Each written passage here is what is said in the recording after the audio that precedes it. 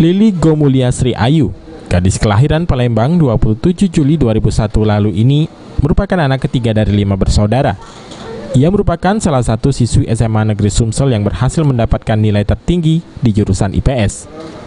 Lili mendapat nilai ujian nasional tertinggi di jurusan IPS se-Sumsel dengan rata-rata 94,24. Bahkan ada 2 mata pelajaran ekonomi dan bahasa Inggris mendapatkan nilai 100. Meski berasal dari keluarga sederhana, Lili tak patah arang.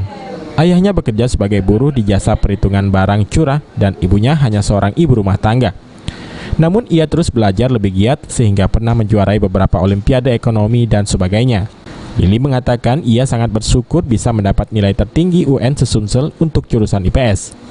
Setelah lulus dari SMA Sumsel, ia akan melanjutkan pendidikan ke Universitas Sriwijaya, jurusan akuntansi Fakultas Ekonomi dengan beasiswa bidik misi. Buat cara belajarnya sendiri, kami itu kan belajar kalau jam sekolah itu dari pagi sampai jam 3 sore. Nah, setelah asar nanti bakal lanjut jam tambahan. Setelah jam tambahan nanti bakal ada jam malam.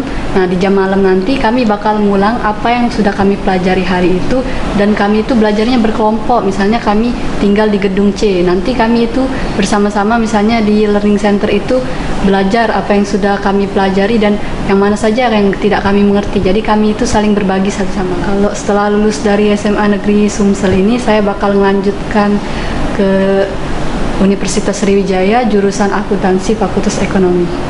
Itu gimana? Siswa atau apa?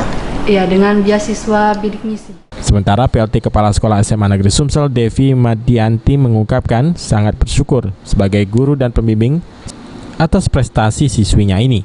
Sangat bersyukur sebagai guru dan juga pembimbing anak-anak di sekolah ini, bahwa kerja keras kami selama ini itu membuahkan hasil yang sangat baik. Berprestasi memang sangat aktif, dan dalam banyak kompetisi beliau juga memenangkan di bidang ekonomi, itu prestasinya sangat banyak, dan di kelas juga proses pembelajaran yang beliau ikuti itu sangat terlibat aktif bersama guru dan juga pembimbing-pembimbing. Heru Wahyudi, PAL TV.